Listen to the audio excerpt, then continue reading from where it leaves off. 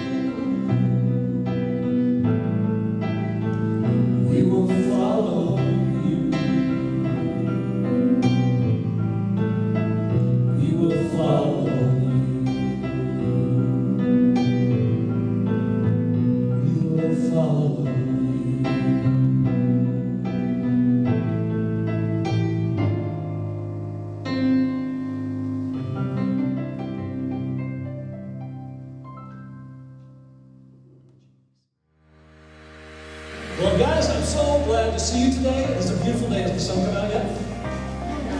Still raining. It's all right. We're still going to move forward with it. I want to do this. We're going to take a moment and do the thing that most of us we don't like doing very much. And that is to greet people, right? We hate that in churches, but we're working on it. So here's what we're going to do. I'd just like you to introduce yourself to two people and tell them what your favorite body of water is. Well, Pacific Ocean, the lake, the Atlantic, the Gulf of Mexico, your swimming pool, a pond from home, I don't know. But let's meet two people, and let's take a look at that.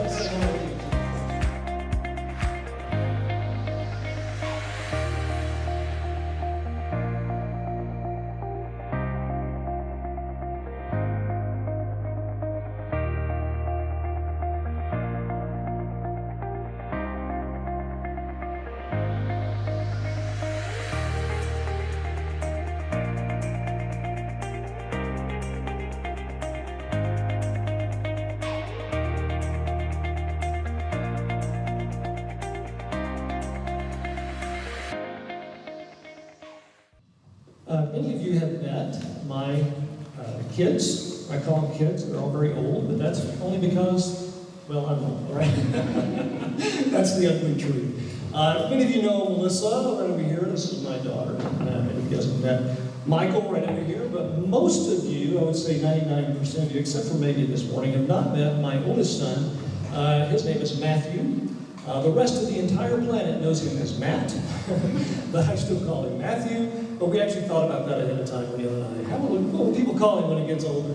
And so anyway, Matt is here this morning, and he is the location pastor for a church called the Block Church in Philadelphia, Pennsylvania, and they are in visiting with us today. And I just encouraged him, asked him if he would share a few things about what's going on in his world, what's happening in all of that church experience, and just whatever is on his heart. So let's welcome Matthew, my son, to Compass Church. Let's Well, thank you guys. How you doing this morning? Good. Awesome.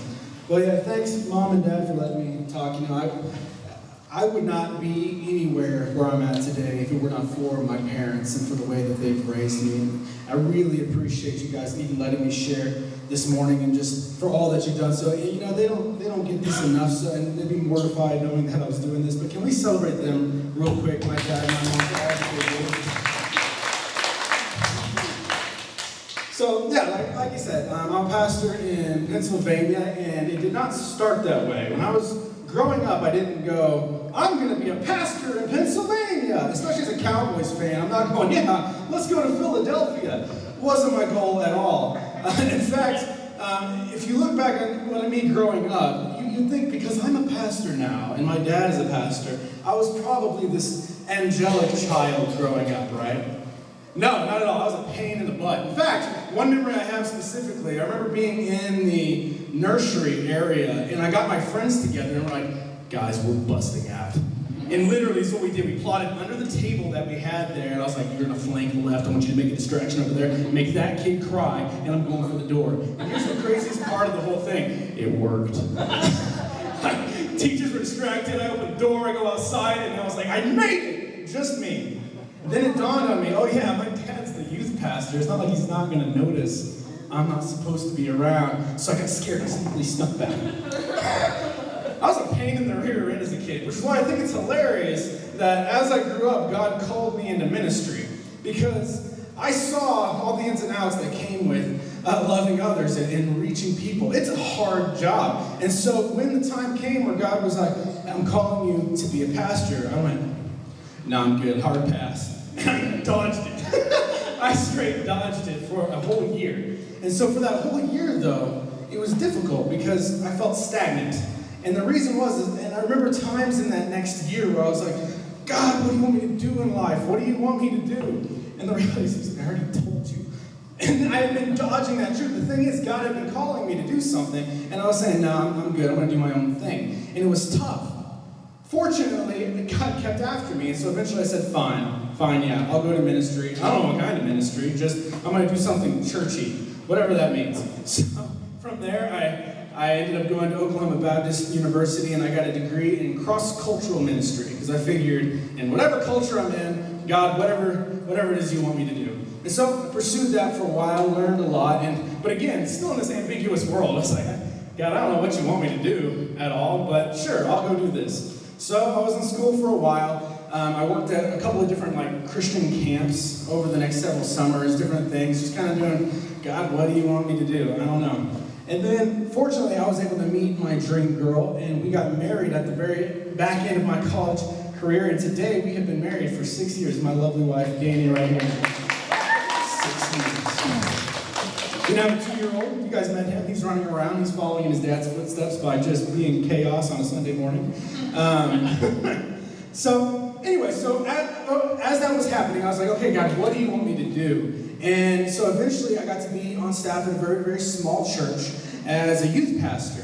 What's funny about this to me is how unqualified I was to be a youth pastor.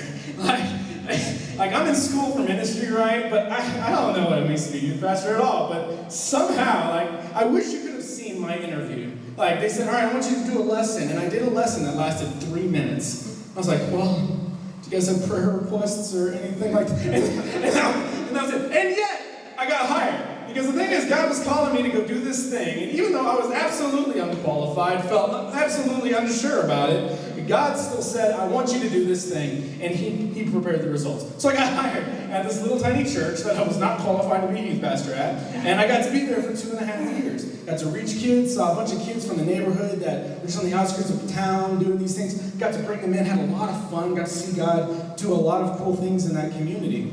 And then God started pulling on my heart. He's like, all right, I have a new direction I want you to go. I want you to go be a part of this other church over here. And so I was like, all right. Now here's the thing. I was on staff at arguably one of the smallest churches in America. And then God said, I want you to go on staff on this church, which is arguably one of the biggest churches in America. There's 20-something campuses across the nation. They made the Bible app. And I was like, again, with the unqualified.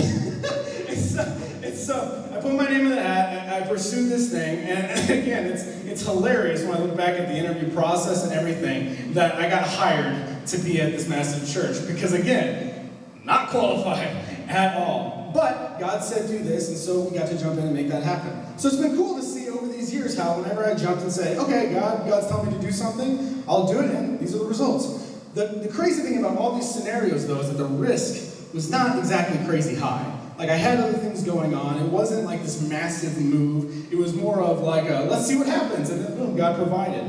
Now, what ended up happening is, as I was on staff at this church, I had a salary, benefits, all these things, right? It had an incredible leadership development culture. It began to feel very, very safe for me. It was an environment where I felt very content. I didn't have to go out and pursue, it was a safe world to be in. And so when God started tugging on my wife and my heart again, saying, I'm calling you to something else, I went back to my early ministry and said, hard pass, I'm going to stay here. This is nice, I like it here. And what happened is over the course of that next year, it was very, very difficult. The job became very, very difficult. My joy in what was happening became less and less and less. And the reality was, even though what had become a big risk to step into had become a safety net that was preventing me from stepping into what God was calling me into next. I think a lot of times we become slaves to comfort. It's very easy to, when we get I think in American culture it's very easy today to almost worship safety, to worship this safe environment. Because at that point I had a kid, Beck had been born, and so I was like, what do you mean step away from this scenario? This feels right. But the thing is God had called me to something else. And so that next year was very difficult. In fact, he was telling me, he's like, I'm calling you to somewhere else, and I haven't told you where that is yet.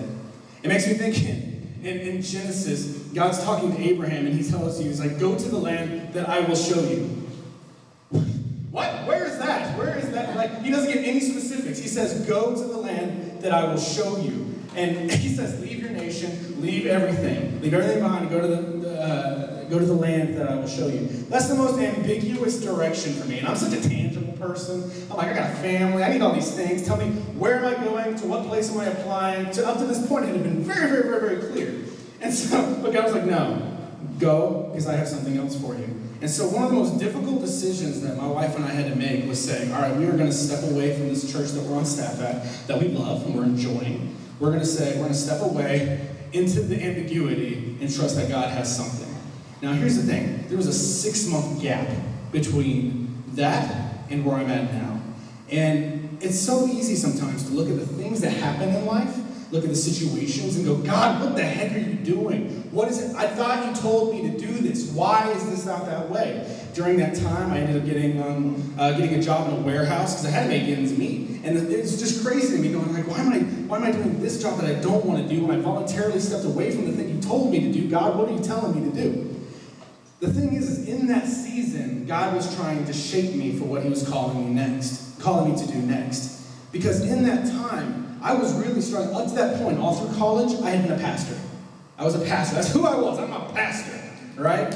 And so suddenly, I wasn't a pastor anymore. And so I was going, well, who am I then? I stepped away from this. I don't have that role.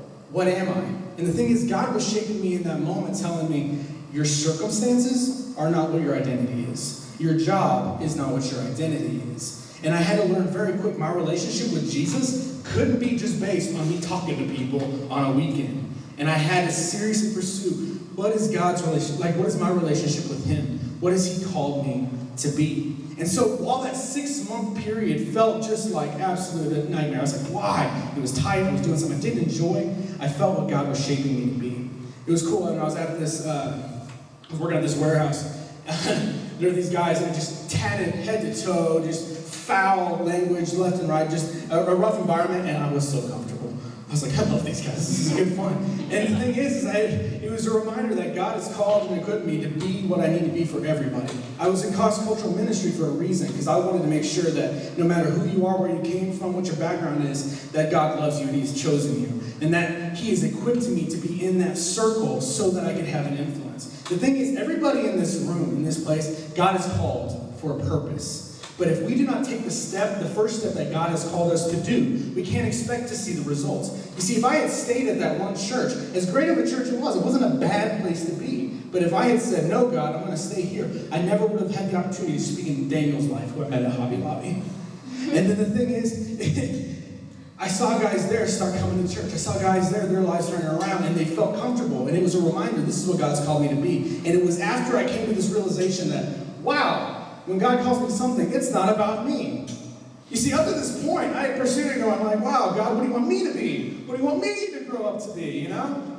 But the reality is God has called us to play a part in somebody else's grand story. And it wasn't until I got that the opportunity opened up in Philadelphia. You see, what I am now, I got hired as the family pastor. By the way, never been a family pastor before. Got hired to be a family pastor. Being the family pastor at the Block Church in Philadelphia, where the mission is to revive our city one block at a time. We have 3 locations in Philadelphia, and it's amazing to see how God putting me into this situation, how I've seen the fulfillment of all the preparation up to this point. And the thing is, it's not because of anything that I've done or any significance of me personally at all. I'm a goofball. But by saying yes to what God has said for us to do, it's amazing to see how now I get to be a part of multiple people's lives changed in a city that I had no familiarity with before.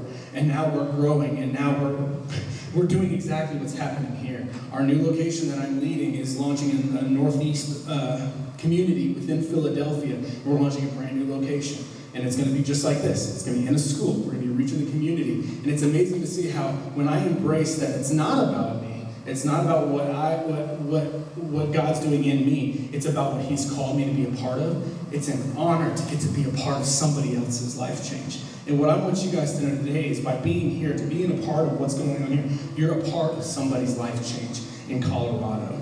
And so my challenge to you today is whatever it may be, we're all in different seasons of life. We're at varying seasons, but every one of us has a next step. Every one of us in this room has been designed by God and for a purpose, and he's calling us to take the next step. I'm excited today that we have people being baptized because they're taking that step of obedience to publicly display what God has done in their lives today. So today, do not leave today without going, God, what is it that you have called me to do next? It may not be to be this giant thing. It may be the first step to a giant thing later. God has called each of us for a purpose. Let's bow our heads and pray. Dear Lord, I thank you for every person in this room. God, I thank you that you choose to use broken people like me for your purposes, God. I thank you for all that you're doing today. I pray that you would just continue to speak through us today, Father, and I pray that we would just have a blast celebrating those who are getting baptized today. I love you, Lord, and I thank you for all you are. It's in your name I pray. Amen. Fear not, I'm not about to preach another message. It's about 10 till, so we have just a few minutes left. I do want to encourage everyone, however, with this important verse of Scripture. And we find it in John, the Gospel of John, chapter 3, verse 16. Many of you may have heard this verse before. It's what we're going out on today. I want to give you an opportunity to respond to God. Some of the things maybe that God may have said through Matthew this morning, may have spoken to you, particularly how valuable you are to God, how He has a purpose for you, and He wants to use you and do wonderful things in your life. But you might be here this morning, you might be hurting. You might just be, you barely made it here today, but you're here. And maybe if anybody knew what was going on in your heart, and it was displayed, you would just be horrified for anybody to know just all of the pain and things going on in your heart. I want you to know that God desperately loves you. And here's the verse, John 3:16. For God so loved the world that He gave His one and only Son, that whoever believes in Him or on Him would not perish, but would have everlasting life. The message of this to us today is that God has He has moved heaven and earth to connect with you. He has stepped out of heaven into time, stepped into this world. He saw all of our brokenness. He saw all of our sin. He saw everything going on. And He loved us in spite of that stuff. And He said, you know what? I love them so much, I'm going to take care of this. And in some mysterious and amazing way, God Himself came into this place as Jesus because He so loved the world. Do you know who the world is? That's you. That's me. He knows you by name. He knows what you're going through. He loves you. And He has moved heaven and earth in some mysterious way on the cross. He made it possible for us to connect with God. All of the sin, all of the things in your life, all of the ugliness, a saying we use a lot around here is that we do not clean ourselves up to come to Jesus. We come to Jesus to get cleaned up. He meets us wherever we are. So wherever you are in your spiritual journey today, wherever you are in your faith journey, God is ready to meet you today. So I want to give you an opportunity to respond to Him. Let's bow our heads one more time together and let's pray. With your heads bowed, your eyes closed, and your quietness at this moment, would you just ask Him to show you what is your next step today? If you have never come to a place in your life where you can honestly say, I have placed my faith, I have given my life to Jesus. I believe He died on the cross for me. I may not understand it all, but I feel Him speaking to me today, and I know I need to give my life to Him. You can pray this prayer with me right now. Dear Jesus, although I do not understand it all, I sense your presence here today, and I realize that I need you. I believe you died on a cross. You took my sinfulness, all the ugliness, all the brokenness in my life. You took it upon you, and you paid the price for my sin. I thank you for that, Lord. I don't deserve it. I couldn't earn it. Yet you gave yourself away, just like the song said. So Lord, today I ask you to forgive me of my sin. I'm placing my life in your hands. I give my life to you. I give my life to you. Change me. I'll follow you from this day forward. If you're a Christ follower already here this morning, and maybe you've been just kind of trying to figure out where you fit in God's big puzzle in your life, and you may need to respond to what we've heard today in prayer, something like this, and you can just agree with me as we pray in your own heart. Lord, I've been focusing on me, and I want to focus on you. I've been so concerned about myself and my plans and what's going on. Lord, I understand that you want to do great things in me. I know you love me, you value me. I'm special to you. So God, I pray that you would help me to place my heart this week, my goals, my world, my family, my everything back in your hands this week. God, I thank you for your love and your grace. Lord, thank you for the opportunity we've had to be together this morning. I pray your blessing and grace on each person in this room. We pray in the name of Jesus. Amen. All right, I'm so glad you guys have been here today. Now here's the great thing. The fun stuff's now going to happen, and that is we're going to we're going to stand up together, so let's do that now. You may have seen it on your way in. We have a baptistry set up. I want to give these guys a minute to get their heads together, get themselves ready. So in about 3 minutes, we're all going to gather just outside the building, and we're going to, about 3 minutes. Right? I'm going to count. Maybe I won't count. Who would make our way that way? After our baptism celebration this morning,